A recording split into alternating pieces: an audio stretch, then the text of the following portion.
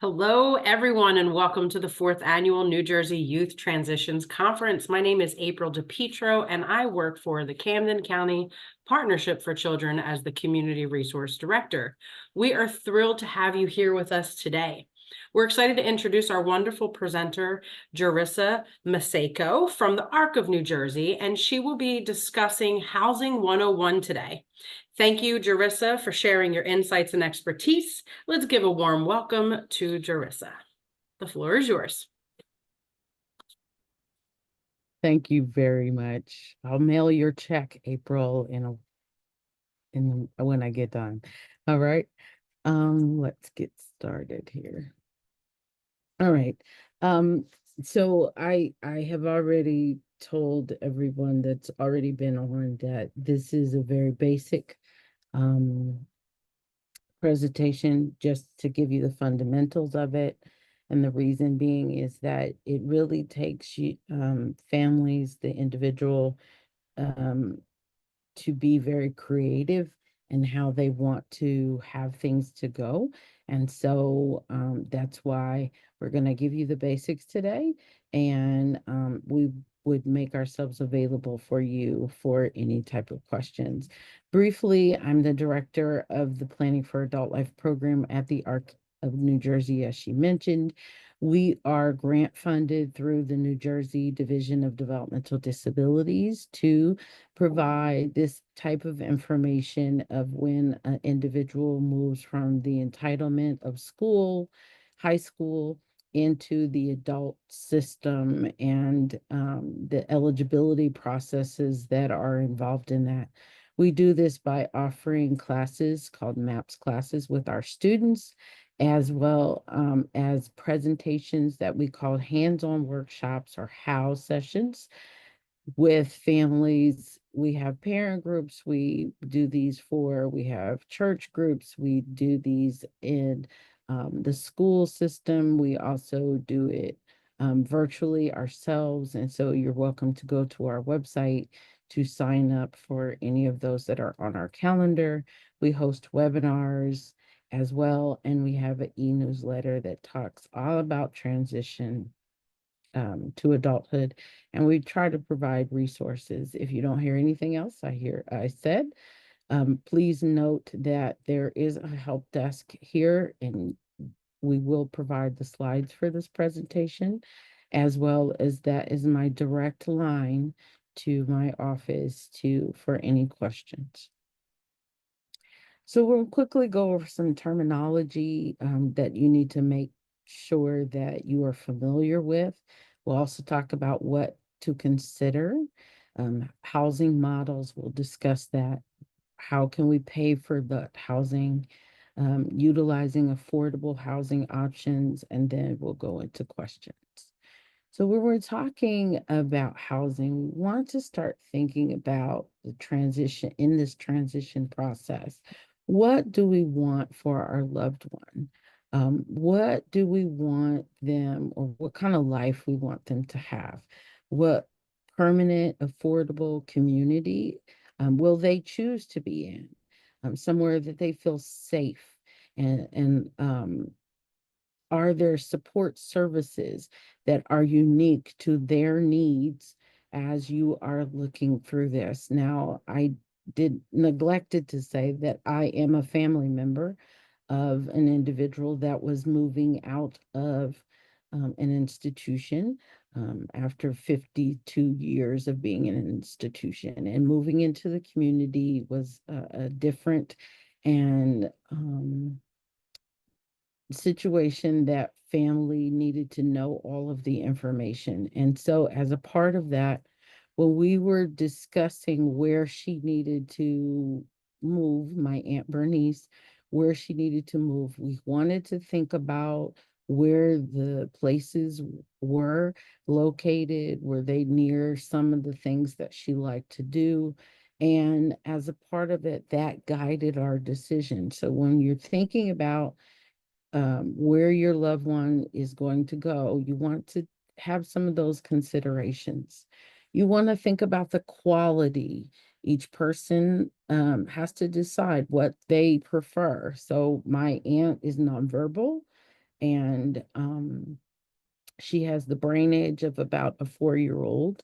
And so there wasn't a whole lot of input that she did verbally. However, we knew that she needed to be near somewhere that was a shopping mall because she loved to ride in the van.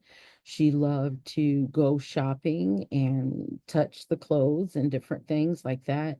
We knew that it had to be somewhere in a quiet place because she liked to sit outside on the swing, and she didn't need to be somewhere where there was a whole lot of cars and different things like that. So that again guided our decision on where she ended up living. You want to look about the resources to assist the individual. What kind of agencies are out there? What are their quality indicators? One, I know that this change that happened in 2013, that really the systems change really prompted a lot of individual choice. And I think that it's a good thing because families are given the opportunity to um, really remodel what they have, their individual has been used to, or what other individuals were used to, and really be creative on how you're going to, what kind of standards you have that for your family member. And so just think, I know it's a lot more decision making, but it's in essence, it translates into a better way for your individual. When we talk about terminology, we want to think about agency directed services. We want to think about congregate. We want to think about integrated housing. We want to think about support coordination, bundled and unbundled services. These are all terms that are used in the adult service system when it comes to housing and services. So you want to make yourself familiar with these terms so that you can get information. And I didn't put a slide in here regarding that, but our strategy for families is always to get a team, get information, get a plan, get going, and get feedback. And so I applaud you here today that you are getting information. Want to challenge you to get a team, also get information, and put together a plan.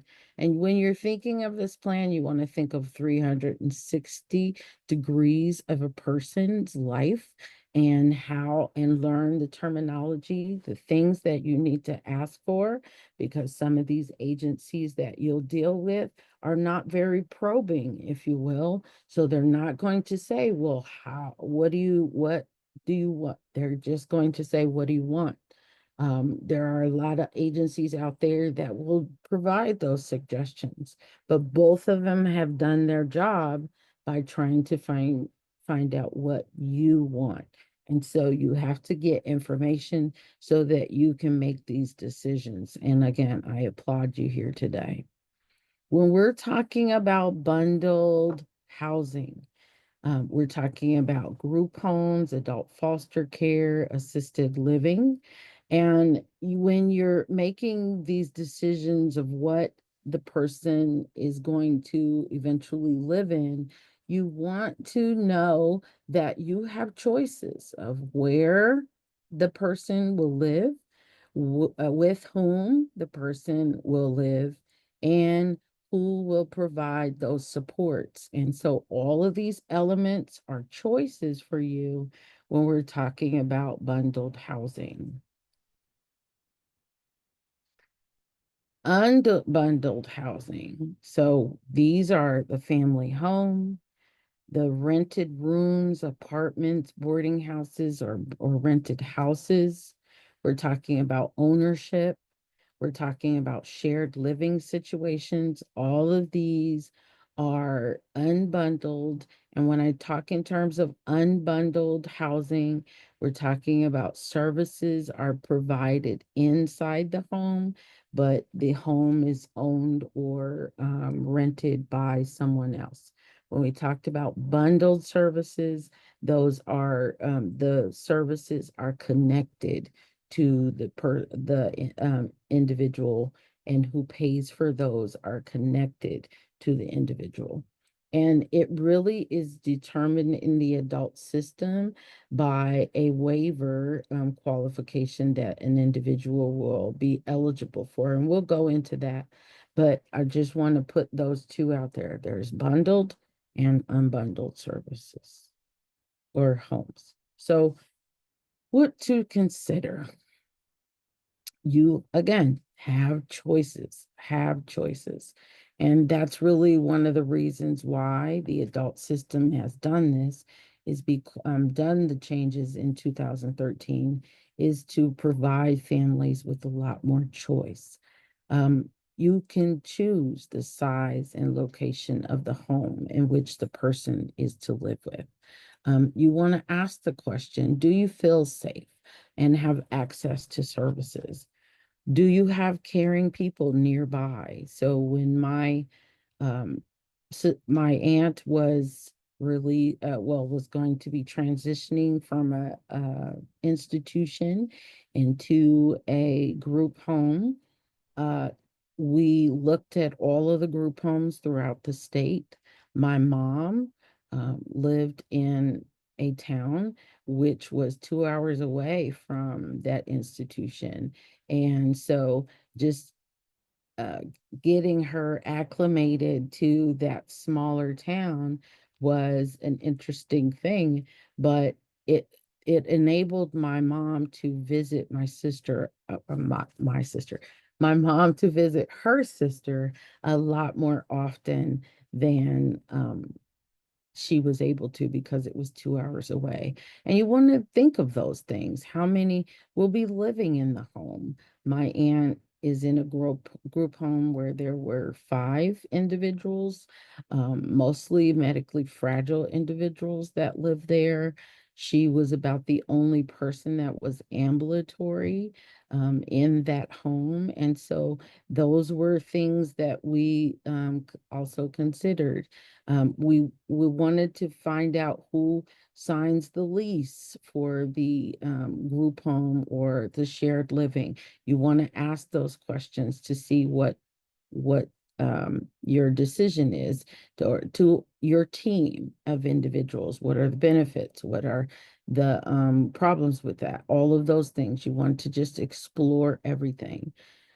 I know that there's a lot of professionals on here that are willing and able to help, but I don't want you to rely only on the professionals.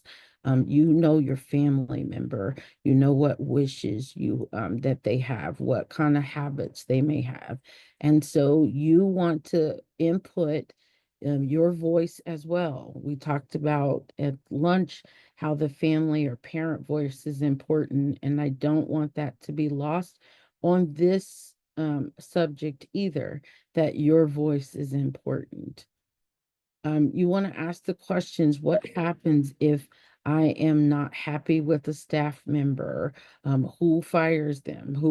How does that change? If you're not happy with an agency that provides the housing, you want to ask those questions as well. Just as getting information, you are gathering information about all of these things and what opportunities exist to interact with people who do not have disabilities. We really want to emphasize this because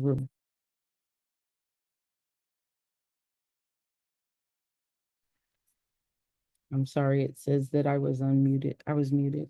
Thank you.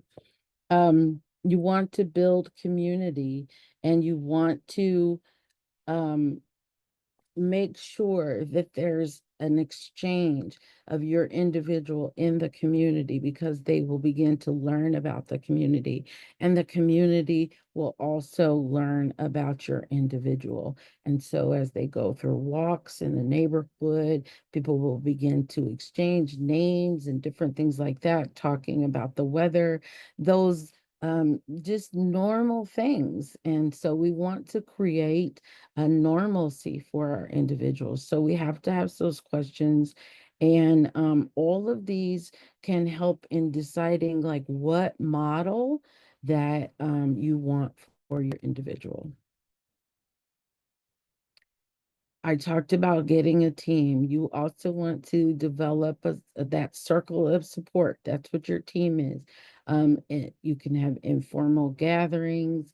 You can work with professionals. You work with resources that are not specific to disability. You want to look at what can we surround our individual with supports and resources that will ensure that they are fully integrated into the community. That should be our goal, is to have individuals fully integrated in the community. And so you want to look at what are community centers around there? Are there other resources that your individual might be a part of or like to be a part of?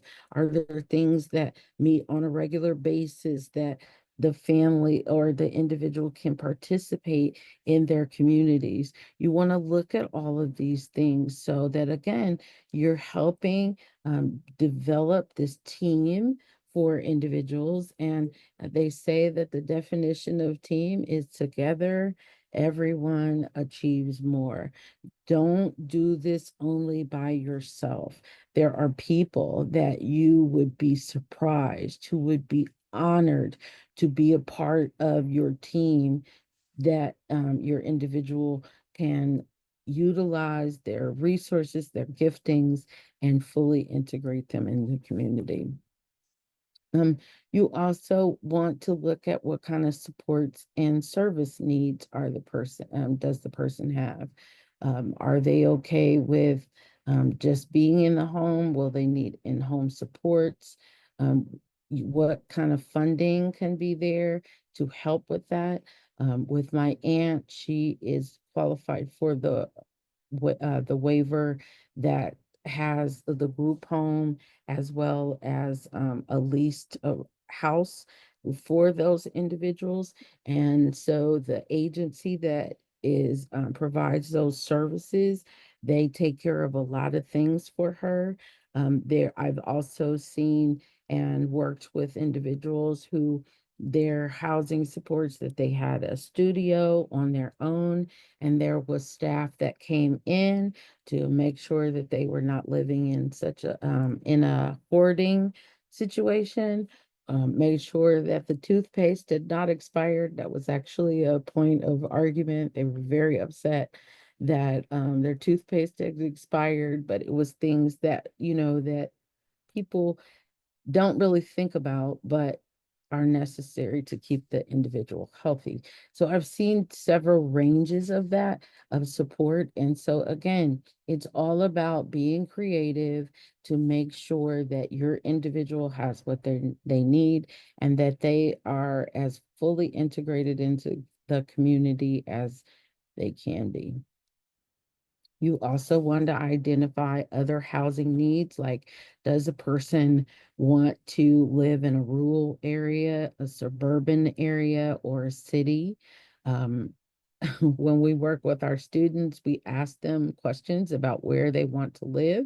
One gentleman said that he wanted to live in a place with an elevator. So we had to go through that whole process of finding where are elevators in housing situations. And that was something that he wanted to do.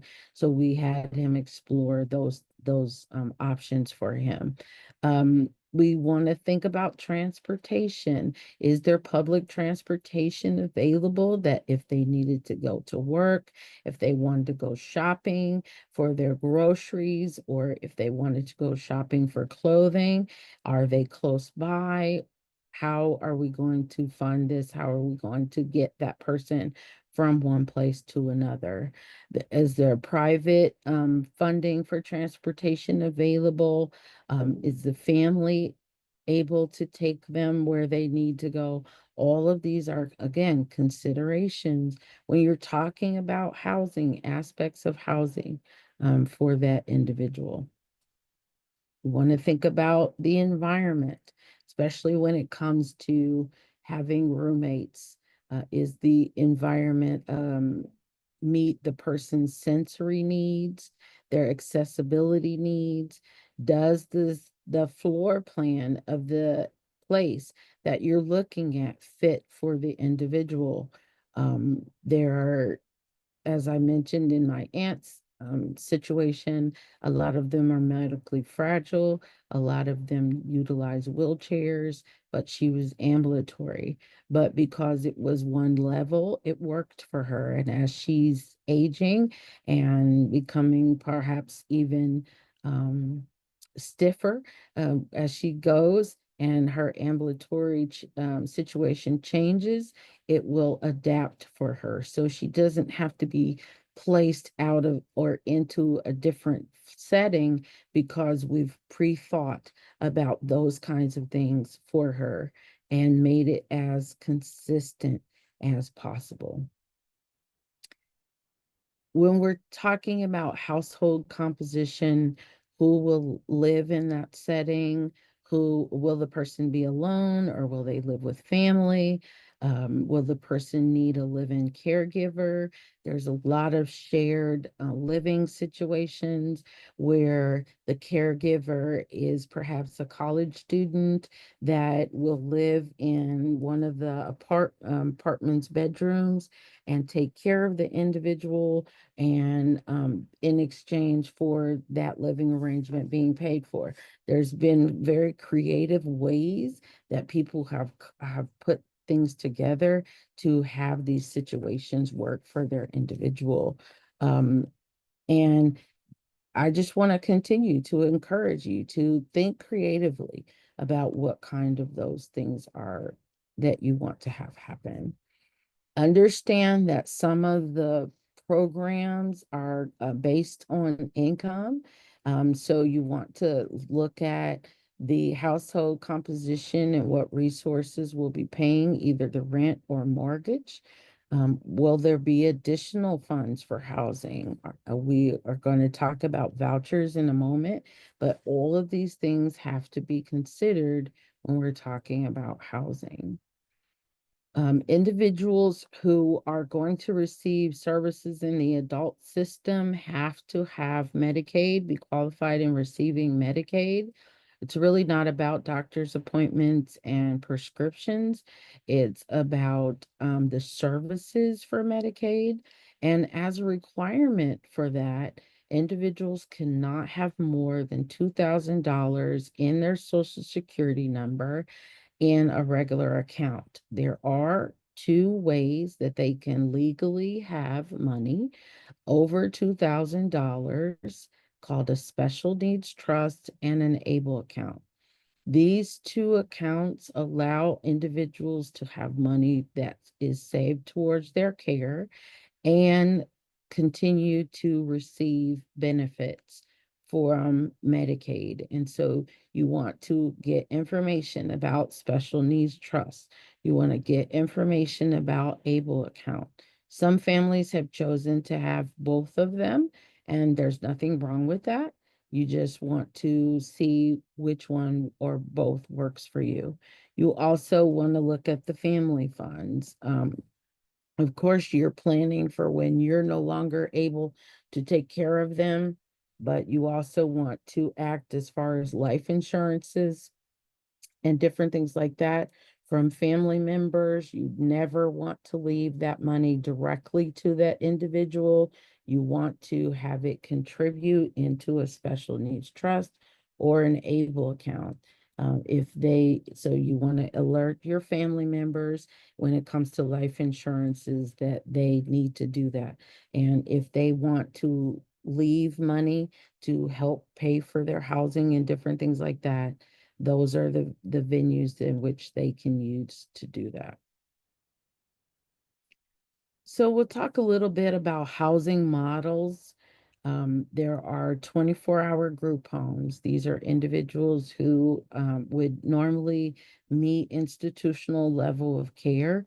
Those are individuals that need to be in group homes and have that staff that are there 24 hours a day, 365 days a year. Um, that's where my aunt is. There are also clustered apartments is a model where there's a building that has several apartments, and a few of those apartments are dedicated to individuals with disabilities. With that, the individual can have their apartment, have their services come in. The specified apartments usually have staff members that there's an office or something where the individual can go to for support and make sure that they're secure. But it's a building that's integrated with other individuals. Then there's individual apartments that is a model. The gentleman that I was talking about with the toothpaste, he actually lives in a studio apartment in a regular apartment complex. He has supported housing services that's provided by his adult services, and they come in again to make sure that he's not living in a hoarder situation, that he's safe, that he can also make sure that his food levels and different things, supplies are fine, that they're not expired, those kinds of things to support him. But this individual lives in that studio apartment. He cooks his own meals. He has a bicycle and rides around town. He's well known in the town because he's such a great advocate for people with intellectual and developmental disabilities. He utilizes transportation, public transportation. He also has created natural supports of people who will come and pick him up for certain things that may be too far or that he can't reach from the public transportation. There's also a condo model that we've seen where a family has purchased a condo and put it in an LLC type of situation. The individual will then pay rent and use their voucher for that condo. And that way, the individual makes sure that the payment is made to purchase that condo, the insurances and all of that are a part of that model of having that condo and renting it out. And then there's other creative ways that you can think, others that are not imagined. We've seen tiny homes be a very good option. The garage apartments being built for families. All of these are options that we've seen over the last 13 years that have come together. There's also families that have come together and bought a house together. Those kinds of things are creative options for having their individual live out in the community. And then having the services come in and providing those supports. When we're talking about families living, the individual living with the family, this is definitely an option. We want to, again, you want to make sure that the needs, because if the person is receiving SSI, that all of the paperwork, all the receipts and different things are organized and taken care of. You want to make sure that the individual has supports like respite and different things that can come into the home, and that the individual that's providing those services can be safe. One of the jobs that I started out in over 32 years ago was providing respite to an individual. That's how I got started. And I would come to the house, provide respite, which is a time where the family can get a break from caregiving. She was able to go and cook dinner and not have to worry about her son, because I was a trained professional that was in the home and providing that break from her caregiving. She eventually went to um, having a part-time job, which she never thought that she would ever do, because we had built that trust with one another and provided those services in home. And that can be done. There's personal care assistants that can come in as well to help individuals with their bathing and dressing, small cooking, times, different things like that. Even ABA therapies can be provided in the home. Um, but you want to again coordinate, excuse me, those things, and make sure that you're maximizing the things that you can actually qualify for. But understand it is an application process for a lot of the services that I'm talking about, and they have different qualifications and eligibility standards for these things. And so it's important, again, get a team, get information, get a plan, get going. When we're talking about group homes, there's typical group homes, and then there's intense specialized homes. Supported living models are called integrated supported housing, individual direct supports, supervised apartments, shared living. Again, I'm giving you terms to familiarize yourself with them. And it's up to you to find out whether or not these fit for your individual, and what will work best for your individual. There's also board and care homes or single room occupancy living arrangements. A lot of individuals who I would say that are individuals who are higher functioning, or low needs for support. Those individuals need like just a room and board for them that they can handle just that. Those are opportunities that housing vouchers can be available for them. It's okay. We have facilities that for rent that individuals can also do that as well. So we want to make sure that you know what are some of the options that are out there. There are support families that individuals have, they've gone through a provider training, they've been recruited and provide the their homes for individuals to stay in, and they're paid by the state with the voucher. Well, the voucher, they're paid with the voucher. They paid to supply long-term care to the person. And so again, these are options for you that your family member, or for your family member, as you're preparing to take care of your individual when you're no longer able to do that. Other options are accessory apartments. That living arrangements are added or created within a single family home. There's tiny homes, as I mentioned, that a lot of families are doing that.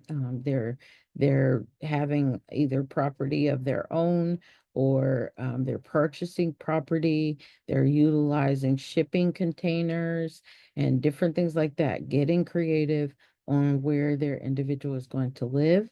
Also, nursing homes and assisted living situations are options for you. So again, what works best for your individual? So we'll talk about paying for housing.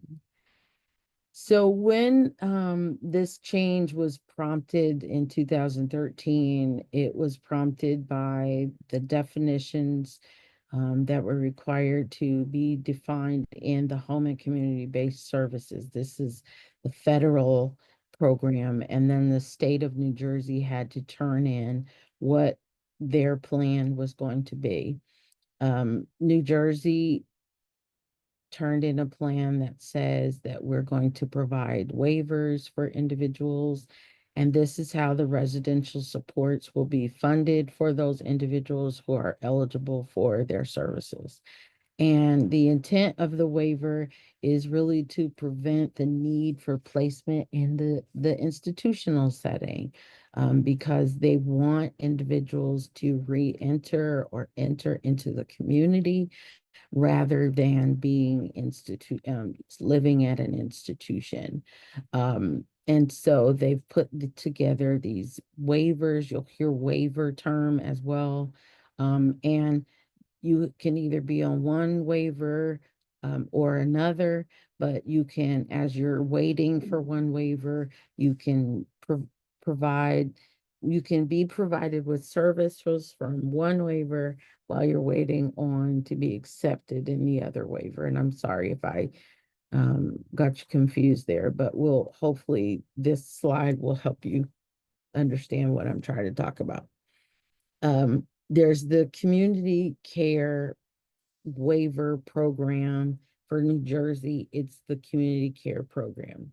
An individual has to have Medicaid. They must be DDD eligible. They are supposed to be institutional level of care in which they will start living or will move into a licensed setting in the community. And it's considered to have bundled housing and services. And these individuals have increased budget because they have a larger support for or need for support. What I was talking about is that sometimes there's a waiting list for this program. And so if the individual is on the waiting list for this program, they can receive what is called the supports program. And this is DDD's option to have individuals who are waiting on that community care program to have services and not have services until they get there. So they've created a supports program that is Medicaid eligible, DDD eligible. They again are going to work with the functional level of need. Individual can be in a housing situation where it's unlicensed setting. So that means that they can be in an apartment, a family home, different things like that. And housing is separate from services. So when you apply for DDD's application, you can talk about with your support coordinator that you are interested in housing. If in your area where you've decided and you've created, your plan or list for them, and those that might have a waiting list, what they can do is they can put you on the supports program, so that your individual can still receive services. And then once that opening comes up, then they can transition there.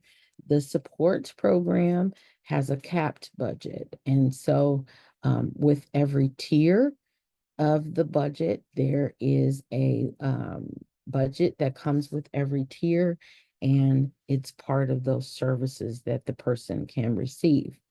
The housing voucher that I'm going to talk about in a moment is available. And so you can use those together to, again, surround your loved one with the supports that they need. There are affordable housing options as well. There's low cost rents that are available for low income individuals there, and they can contact HUD And all of those scales are listed and published because fair market value changes. And so you want to make sure that when you apply that, again, it's income based and for some of that housing. So you want to see, does your individual fit within that fair market rate? And what happens is that if a person qualifies for that for that those vouchers that help with housing, the tenant only is required to pay 30% of the rent. So if an apartment is say $1,000, they would only be required to pay $333. That's 30%. That voucher would take care of the other part, but that $1,000 have to be in the fair market value. So when you're asking for housing with your support coordinator, and you want to consider these things, how are we going to pay for it?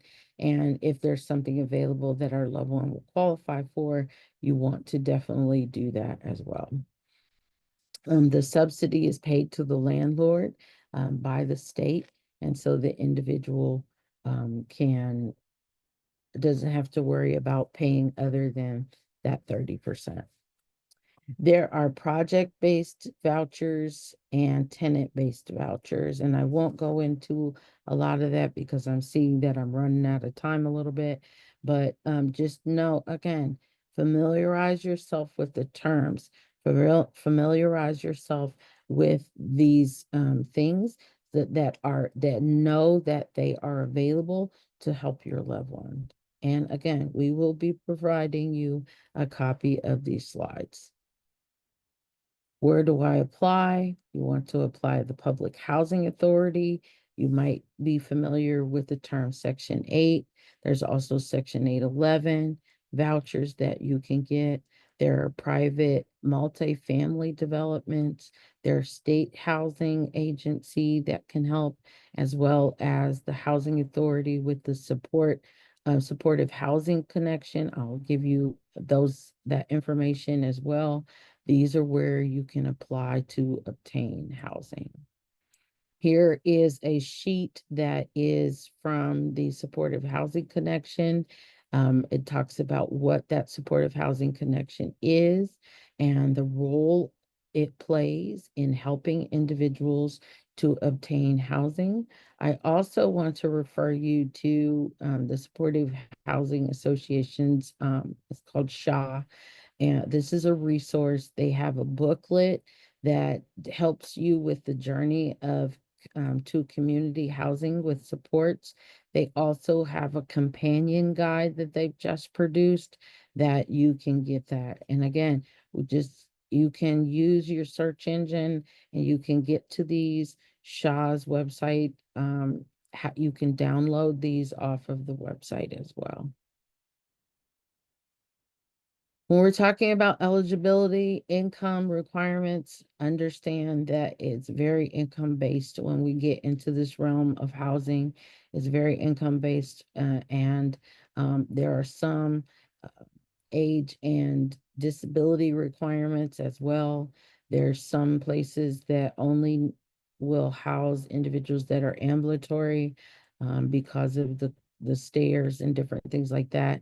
So know and get that information as well. As far as the application processes, again, applications vary for the different type of housing programs. And so you need to fill out the right application, find the application that fits for your individual and to go through all of that. Asking for reasonable accommodations is available. There's agencies that will pay for those reasonable accommodations.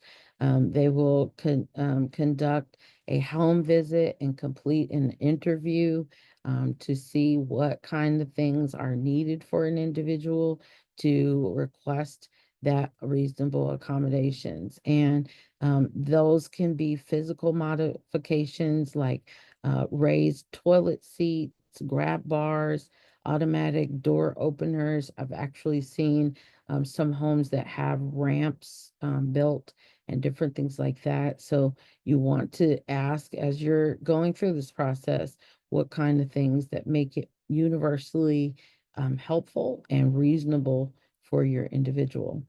Here are those resources that we talked about with HUD. Um, Housing and Urban Development. We also talked about how housing locators. Here's information about the Section 811 voucher that is for individuals with disabilities. A lot of the agencies that we've talked about has home navigators and different things that are resources for you. Again, this presentation is meant to be very basic because we feel like there's a lot of information that you need to know, and to try to give you everything, we would be here for longer than the hour that we've been allotted. Home ownership, a person can own their own home. They cannot have a vacation home. With the SSI and the SSDI, again, other presentations probably are addressing SSI and SSDI. We also have a presentation that if you go onto our website is recorded, that you can view those. Most Medicaid waivers do not consider a home as the primary resident as an asset, so they can have their own home, but they cannot have vacation homes or second cars, different things like that. So you need to find out and know that information. Resources for home ownership.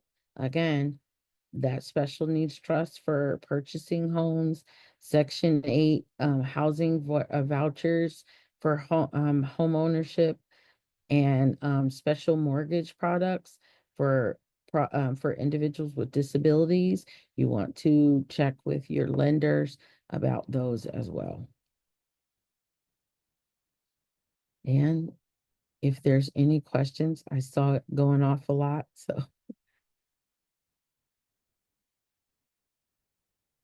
Do you want me to look Sure. through the chat? Yeah, Okay. yeah, Let's see. because I don't see my mouse when I'm in present mode. Oh, that's okay. If you want, you can stop sharing your screen if you'd like. Okay, really quickly, here's our information. And here's some additional resources, because we're again talking about wrapping your individual with 360 degrees of services. And so those are my last two slides. All right. All right. One of the questions is, will you share the slides? Yes, yes, we will. Can you share the contact information that you provided for HUD Housing for Disability? All of that information is on our slides, and we will be providing the slides to you. Yes. Excellent. If there's any other questions, please drop it in the chat, or you can feel free to come off of mute.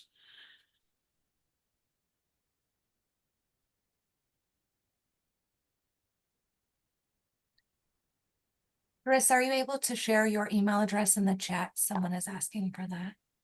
Sure, we can do that.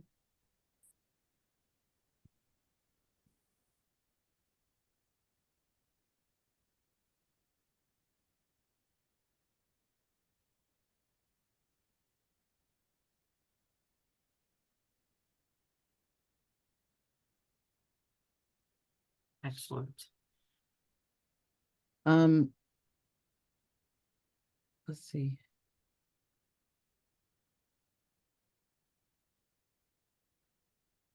Okay.